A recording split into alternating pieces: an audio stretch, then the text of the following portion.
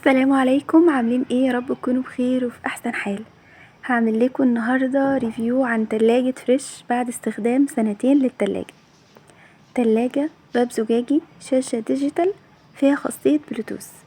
تعالوا بينا كده نشوف الماركة الاول بتاعة التلاجة. ماركة فريش، الموديل بتاعها 470 واي جي، الساعة 397 لتر، هي بمعدل 14 قدم. الاستهلاك الشهري للموديل ده بيبقى 45 كيلو وات في الشهر. طبعا هي اقل استهلاك للكهرباء، بس مش دي الموفرة، في نوع تاني موفر للكهرباء بيبقى اعلى من دي شوية. كانوا زمان بيكتبوا ان الموتور بتاعها LG، بس معدوش بيكتبوا، فتقريبا كده الموتور معادش LG. تعالى اوريكم الشاشة الديجيتال بتاعتها، وبنتحكم في التلاجة من خلال الشاشة الخارجية دي. اول حاجة مكتوب الفريزر، وبعدين الفريج. الفريزر بتاعها لدرجة فيه هي -14، ده اقل تبريد. معانا من -14 ل-24، ده التبريد بتاعها. اعلى حاجة في التبريد بتاع الفريزر -24. طبعا الاستعمال الامثل ليها هو -18، معدل مظبوط للتلاجة. الزرار اللي بعد كده اللي هو فريج، هو ده الخاص بالتبريد بتاع البودي بتاع التلاجة من تحت. درجة التبريد فيه من 8 ل2. طبعا كل ما الدرجة بترتفع كل ما نسبة البرودة بتقل، كل ما الدرجة بتنخفض كل ما نسبة البرودة بتعلى. يعني 2 دي اعلى حاجة في التبريد بتاع البودي بتاع التلاجة من تحت، موجود من 8 ل2. الاستعمال الامثل ليها برضو هو 5. الفني قال لي كده، قال لي -18 و5 بالنسبة للفريزر وتلاجة من تحت استعمال كويس جدا. الزرار بتاع الهوليداي ده اللي هو لو انتي مسافرة وحابة تفصلي الفريزر عن التلاجة من تحت، بتضغطي عليه لمدة 3 ثواني بيفصلك الفريزر يشتغل لوحده والتلاجة تحت تبقى فاصلة. السوبر فريز والسوبر كول هقول لكم الخواص بتاعتهم دلوقتي. السوبر فريز اللي هو اللي جنب الفريزر ده لو حابين ان لو حاطين حاجة وعايزين تتلجوها بسرعة جدا، هتضغطوا على السوبر فريز ده. بمجرد ما تضغطوا عليه تلقائي التبريد بتاع الفريزر هيبقى -24. انا بعمل لكم وهتنور كده علامة السوبر فريز.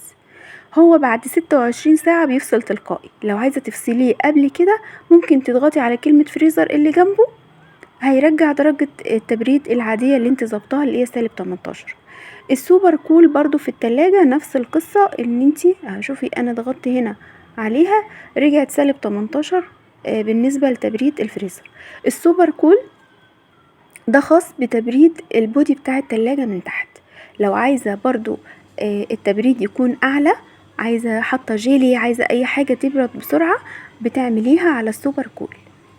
بس مش بتفصل بعد 26 ساعة زي الفريزر، انت بتضطري ان انت ترجعي درجة التبريد ل5 أو 3 whatever انت بتستعمليها ايه، بالضغط عليها من الشاشة.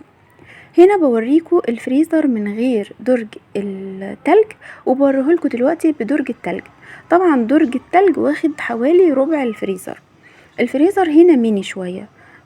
موجود خاصية المالتي اير فلو، دي اللي هي توزيع التبريد بالتساوي في الفريزر كله، يعني كل حاجة هتتلج مع بعضها.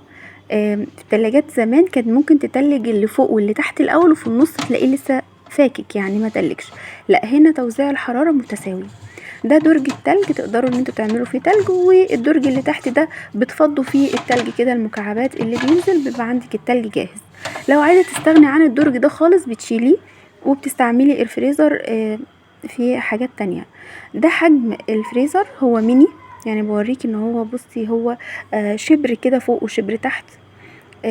انا كف ايدي اصلا مش كبير، فهو الحجم بتاعه ميني. لما تقارنيها بالتلاجات بتاعت زمان، لا، ال14 بتاعت زمان اوسع من دلوقتي. فده شكل الفريزر. هوريكم بقى شكل التلاجة من تحت. هي تلاجة محترمة جدا وشكلها جامد جدا، والماتيريال بتاعتها حلوة قوي ومتينة، بس عيبها ان هي ضيقة، يعني لو عيلة مش هينفع معاها التلاجة دي. هي عايزة عروسة لسه كده في اول جوازها ممكن تبقى حلوة معاها قوي، لكن لو عيلة كبيرة وبتحطي خضار كتير وبتفرزي حاجات كتير، لا، التلاجة دي مش نافعة معاكي خالص. هي هنا رفين، والدرج اللي هو الفري زون اللي فوق ده وفيها برضو خاصية المالتي اير فلو، توزيع التبريد بالتساوي.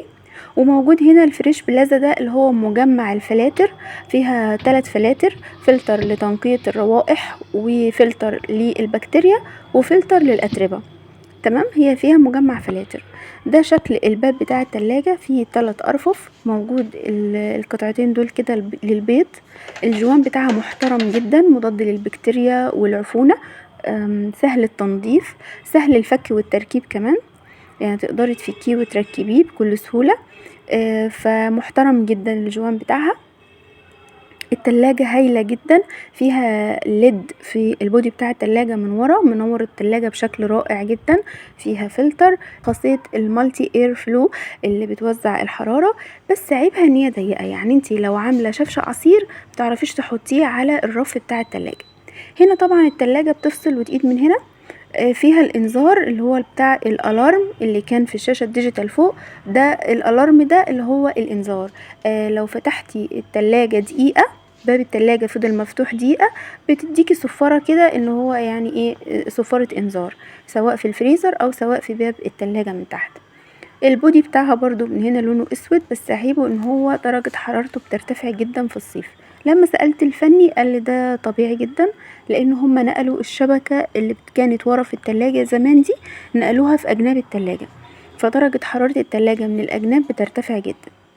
قالوا ان كل ده شيء طبيعي. الباب بتاعها زجاج ميكس اسود في نبيتي، كان في منها اسود بس انا عجبني ميكس الالوان ده وقتها، شكلها فخم جدا، حلوة، تنظيف الباب سهل قوي.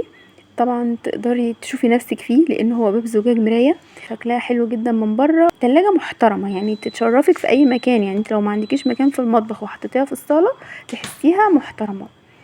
دي الشاشة الديجيتال بتاعتها بوريها لكم.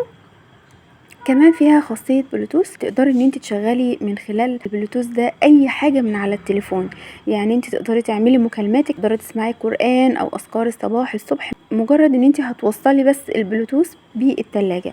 هوريكم في اخر الفيديو ازاي بتوصلي البلوتوث دلوقتي، توصلي التليفون للتلاجة. يعني انا لما بحب اسمع اي حاجة الراوتر مش جايب معايا لحد المطبخ، التليفون بيقطع كده، النت بيقطع، فبقوم سايبه التليفون بره عادي في الريسبشن، وبشغل كل حاجة على التلاجة وبسمعها تبقى جنبي كده. يعني انا حفظت حاجات كتير جدا من خلال التلاجة دي.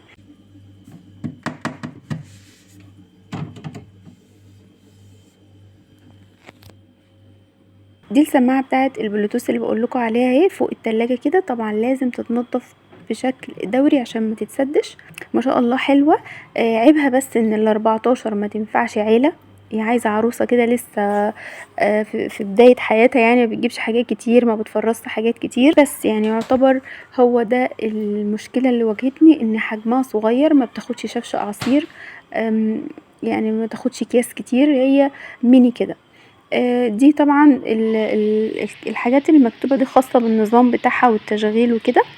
الميزة اللي فيها برضو ان هي ليها 10 سنين ضمان من شركة فريش، عاملة 10 سنين ضمان ليها.